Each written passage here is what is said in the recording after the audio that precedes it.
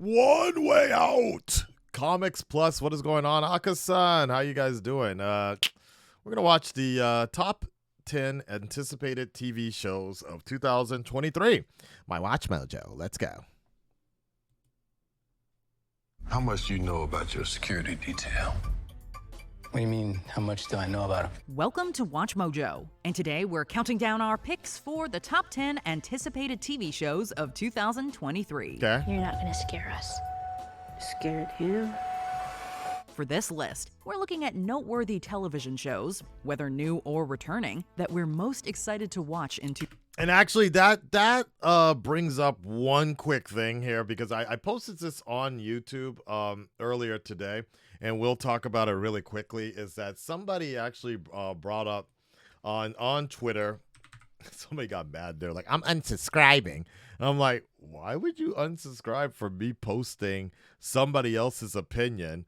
I was like, and I simply was like, hey, what's your thoughts on this? Because somebody posted on Twitter, T'Challa Stan, about like that. He said that Marvel is about to this is about to be the worst year that the MCU has ever had, and it lists Secret Invasion, Agatha, Coven of Chaos, Quantumania, Loki season 2, Guardians of the Galaxy 3, Echo, The Marvels, and Ironheart. And while I'm not necessarily in disagreement with him, I'm not fully in agreement either. I'm just like, but it is kind of funny because this is the first year that I don't have any sort of like strong drive, the printing money phase. Okay. I don't have like a strong drive for like any movie or anything that's coming up, like, at least last year or this year, depending on when you watch this video, I would be like, okay, at least we got Thor and we got Doctor Strange. Like, you're like, yeah. But yeah, I think it stands to reason. Yeah, you look at this list and you're like, yeah. Ant-Man, never been a big fan of Ant-Man. Loki season 2, you already know what I thought about that one, the way it ended the first time. Secret Invasion, possibly. Secret Invasion. And Guardians of the Galaxy, you're probably going to enjoy it, but just watch. I wouldn't say I'm like hyped for that. I would just say like I'm watching it out of respect, it's all good, but just so I think it stands to believe that, based on what this year with Marvel, and a lot of people, it's mixed. I've noticed it's very mixed. I think a good amount of people actually really enjoyed the movies that came out from Marvel this year. But I also think there's a growing disconcern, a growing displeasure of sort of the agenda. And I'm not trying to sound like one of those guys, but the agenda that Disney did put forth, Disney/Marvel did put forth a few years ago, trying to include more types of groups and representation, which is fine, but then they kind of forgot about the core thing that made Marvel just that much more interesting. But who knows? I mean, I guess that's a story for another day about what's going on, but I thought this year was pretty weak for most of the Marvel movies, and the stuff. But I could be the minority. But I don't think I'm alone. I feel like Kilo up here. Like, I don't think I'm Captain America, but I don't think I'm alone here. All right, let's go. Let's continue here. Sorry, I got a little distracted here. Let's see. 2023. Keep in mind that not all of these shows have official premiere dates yet, and that schedules are always subject to change. Which of these are you looking forward to? Let us know in the comments below. Number 10, Loki Season 2. Meh. As far as Marvel's attempt at television domination goes, Loki is definitely a hit.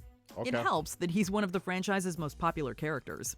It's been a very long day, and I think I've had my fill of idiots in armored suits telling me what to do. The delightfully bizarre show works surprisingly well, largely thanks to Tom Hiddleston's wonderful performance as But the to titular to be antihero. fair, I Its guess it was quality a and nice the legacy ride, of its though. main character have made it a hit, resulting in a much anticipated second season. How do you plead? Madam, a god doesn't plead. A good chunk of episodes will be directed by Justin Benson and Aaron Moorhead, a creative team who have gained a strong cult status in the independent horror sphere. We can't wait to see what they and head writer Eric Martin have conjured up for us. All right. You're very clever. Fair enough. I know. Number 9, the 3-body problem. Okay, so the 3-body. reputations of David Benioff and D.B. Weiss may not be at their strongest right now. When you play the Game of Thrones, you win or you die. There is no middle ground. But we're willing to give them the benefit of the doubt with the 3-body problem, based on a Chinese novel by Liu Cixin. For their first TV project together since Game of Thrones, Benioff and Weiss are teaming up with Alexander Wu. They're still working within the realm of genre fiction, as the 3-body problem is a Hugo-winning piece of sci-fi about aliens and astrodynamics. Okay. As the story unfolds, it starts to feel as though we are reading the You guys know unfolding anything of about some this? grand conspiracy. A conspiracy written into the fabric of the universe itself. It sounds deliciously dense.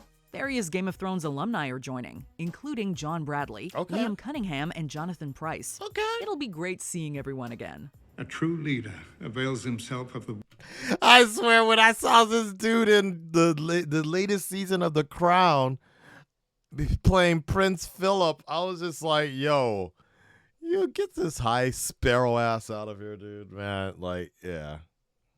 wisest counsel he can, and no one is wiser than the gods. Number 8, The Witcher Season 3. No, stop. The Witcher Season 2 wasn't even that good. In 2022, Henry Cavill revealed that he would be retiring as Geralt of Rivia at the end of Season 3. So let's enjoy his company while it lasts. Chaos is the same as it's always been. Oh, so, okay. So he actually, Season 3 is his last run then. And then in Season 4, they're booting him. All right. Not Chris Hemsworth, Liam Hemsworth is coming in. Okay. Then that's fine. Fair enough. We'll see what the controversy is going to be, if the story is going to be good or not. But Henry Cavill wouldn't have left if the story was good, in my opinion. I don't think he would have left for Superman. Not at all. Humans just adapted better. The Witcher has been an enormously successful piece of IP for Netflix, aided by the franchise's devoted fan base, some magical filmmaking, and Cavill's magnetic lead performance. Love and blood. They both possess a mighty power. When it comes to high fantasy on television, it's hard to beat right now. The second season was particularly good and received high praise from critics, so we're hoping that the third will continue its blazing. Really? I heard Season 2 was I didn't even finish Season 2.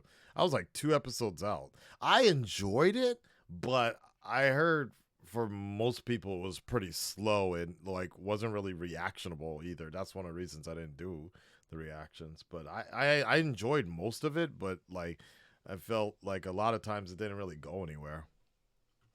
All right. Momentum. We don't kill out of fear. We kill to save lives. Number 7, Gen V. The current TV landscape is heavily maybe, populated by maybe. superhero shows. The Boys has been an enormous success for Prime Video and is easily one of the streamer's flagship programs. Butcher, the whole point of what we do, the whole goddamn point, is that no one should have that kind of power. Enter the spin-offs. In terms of timeline, Gen V will take place alongside the core show's critically acclaimed third season. Real power isn't this. It's the ability to bend the world to your will. Set within the Godolphin University School of Crime Fighting and spotlighting the comics G-Man, its logline compares it to the Hunger Games. The cast will include Jazz Sinclair of Chilling Adventures of Sabrina fame, and even Arnold Schwarzenegger's son Patrick. Oh, wow. Those wishing for more superhero carnage and boys-style satire should find lots to love with Gen V. All right. Number 6, Secret Invasion. There's a lot of great see. Disney Plus stuff coming down the pipeline, including the WandaVision spin-off Agatha Coven of Chaos. Somewhat But looking we're forward to that. especially looking forward to Secret Invasion. For years, you've been avoiding Earth. I have called for your help plenty of other times, and you've been pretty content to let those calls go straight to voicemail. The line between television and blockbuster cinema continues to blur, and Disney Plus is blazing the trail. The show will star a slew of notable names. These include Samuel L. Jackson, Emilia Clarke, Olivia Colman, Kobe Smulders, and Martin Freeman, many of whom are reprising their roles from the MCU movies. This is my war alone. The storyline will follow the limited series comic of the same name, which concerns an alien invasion and lots of superhero imposter drama. We'll only be getting 6 episodes, but what Oh, that's the worst. That's the worst news. Only 6 episodes? Jesus.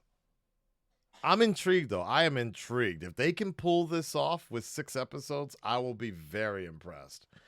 And I'm very curious what type of secret invasion it's going to be. Like it's still going to be a skull or scroll invasion, right? But like, are we dealing with a scrolled queen? What else we got going on here? Like, we getting Spider-Woman at all? Probably not. You know, I would love to know. I would love to see if like, are we gonna have like the Wolverine sort of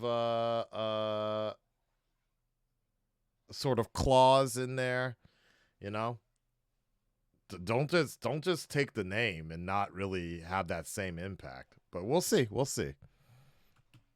They should have gone all in with Secret Invasion and had 26 episodes. My concern is that it would be very similar to S.H.I.E.L.D., Agents of S.H.I.E.L.D. and shit, where they just drag it out too much, like the Hydra story. great episodes they should be.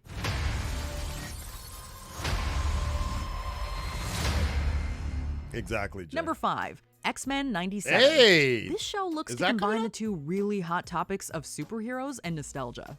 And really, you can't go wrong with that duo. I'm gonna remember this, rookie. Fox Kids aired X-Men the animated series throughout much of the 90s. Despite being animated, it wasn't exclusively for children, and has been praised for its considerate and thoughtful storytelling. Cruelty to creatures we don't understand seems limitless. It was also an enormous ratings hit, and helped bolster the popularity of superhero cartoons. A revival of the show, going by the title X-Men 97, will debut on Disney Plus in 2023. You have taught us to value our powers, Professor. Not for their own sake, but for what they can do for others. The band is getting back together, and some new faces will also be joining the fray, including acclaimed video game voice actress Jennifer Hale. Number 4, 1883, The Bass Reeves Story. A great show about ranchers and the local indigenous population. Yellowstone proves that the Western isn't dead after all. I thought it was time we discuss our new problem. Doesn't seem to be going away on its own, does it? It's also been so well received that it's led to the development of not one, not two, but 3 different spin-offs. And one of those is now getting its own spin-off. I want a place with no memories. You know? Yellowstone. I don't know about Yellowstone. Venturing off the prequel series 1883, the Bass Reeves story will follow the titular historic figure.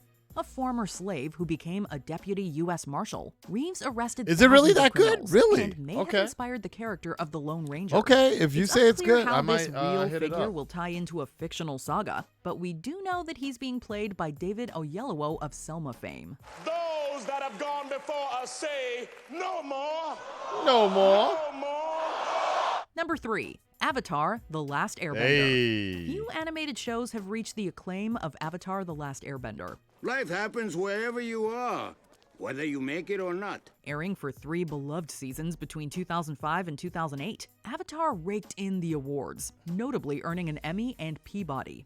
And now, Netflix is set to release a live-action adaptation. Yeah, we tried live action once and it was terrible, but let's just forget about that. Wow, look at that. Son, you're confused. I've never seen a live action Avatar. Netflix has a great track record, having delivered plenty of quality shows, and we're sure they're pumping in the money necessary for a visual and auditory feast. Let's hope so. As long as they don't diverge too much from the excellent story, they should have a genuine winner on their hands.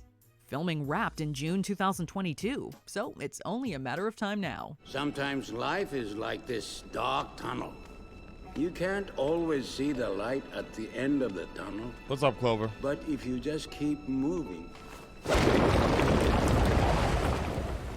you will come to a better place. Number 2, The Mandalorian Season 3. Yes. It seems like every character from the Star Wars franchise is getting their own standalone story, like the upcoming Ahsoka. This strategy has yielded interesting results, and we can always count on The Mandalorian to provide an enjoyable experience. This is the way. This is the way. It's been ages since we visited Mando's world, with Season 2 That is crazy, concluding back in right? December It's 2020. been a while, The man. wait has been long, and it feels even longer thanks to the season's staggering and instantly viral ending. Are you a Jedi? I am. But with And honestly speaking, I think that's one big problem. I think some of us, I think a minority, had with the whole Luke Skywalker thing, and the fact that, so let's just say you didn't watch the Book of Boba, and you're like, wait, why are they together again? Are they gonna do a like previously or something like that? Previously on the Book of Boba, and they're like, oh yeah, all that goodbye from the end of all that goodbye stuff from the end of season 2. Yeah, he's back together with them now. Didn't achieve anything. Jon Favreau at the helm, we're positive that the 3rd season will be another exciting, touching, and imaginative entry in one of the franchise's greatest creations. March 2023 cannot come soon enough. I'll see you. Really? That only 3 months? Okay, let's do promise. it. Before we unveil our top pick, here are some honorable mentions. Only Murders in the Building Season 3. We're ready to see this hilarious crime-solving trio back in action. So that's it. You'd rather tell a story that's tantalizing than the story that's the truth. You see, we would never do that. I mean, we have, but we try not to. The Fall of the House of Usher. Netflix's resident horror maestro Mike Flanagan returns for another miniseries. Thanks for believing in me, Nellie. I did the trick. I'm clean and sober, all thanks to you. Succession Season 4. We can't wait to see what type of juicy family backstabbing occurs next. I'm just really happy in my headspace. And I hope they're happy in theirs. Bridgerton Season 3. The Netflix smash hit will return for at least 2 more steamy seasons. That's the one young that ladies Blind of Wave London watches truly a so lot. easily won by a pleasing smile and absolutely nothing more. So you find my smile pleasing? I find your opinion of yourself entirely too high. Echo, a Hawkeye spin-off. Echo will look to continue Marvel's TV hot streak. Is it really a hot streak? Before we continue, be sure to subscribe to our channel and ring the bell to get notified about our latest videos. You have the option to be notified for occasional videos or all of them. If you're on your phone, make sure you go into your settings and switch on notifications. What we got? Number 1, The Last of Us. 2023 will be the year of Pedro Pascal, who has Again. established himself as one of TV's most consistent performers. He'll be playing Joel in The Last of Us, an adaptation of the popular video game. Now, video game adaptations don't always have the greatest track record, but we have full confidence in The Last of Us. Got any advice on the best way west? Yeah, go east. A ton of money and effort went into filming. It's filled with excellent actors, and it seems to be following the game's brilliant story quite closely. You have a greater purpose than any of us could have ever imagined. This is likely owing to the involvement of the game's creative director/writer Neil Druckmann, who is working with Craig Mazin of Chernobyl fame. The trailer alone was outstanding. Yeah. We can only imagine how good the show will be. Man, I need a group of people to watch some of this one, dude. Did you enjoy this video? All right, there you Check go. out these other clips from Watch Mojo. And Woo, be sure actors to we subscribe and lost. ring the bell to be notified about our latest. I can't watch that. I still have not watched some of the Kevin Conroy documentary stuff, and like the it's just too sad for me. Yeah, I'm sure you guys would love to see me crying like a bitch, but I couldn't do it. Anyways, yeah, man, we should get Arnold's son to play Abby. Oh my God, stop. Yeah. Anyways, I feel confident. TV wise, I do feel confident. Movies, yeah, I don't know. TV shows have been very dominant for the last couple of years, especially since the pandemic. But in terms of like, yeah, TV shows, games like that, there's a lot of good stuff coming out. In fact, I wonder, we should try to find a list of the top games coming out this year or next year. But in terms of movies, that's a whole nother thing. So, well, it looks good. It looks good. I mean, the Spider-Verse is coming next year. Damn it. It's one more day, and then I can clean it all up. All right, guys, Red Red Nation, stand up, speak up. Let me know what you guys think, and we'll talk to you on the next one. What it do? Peace.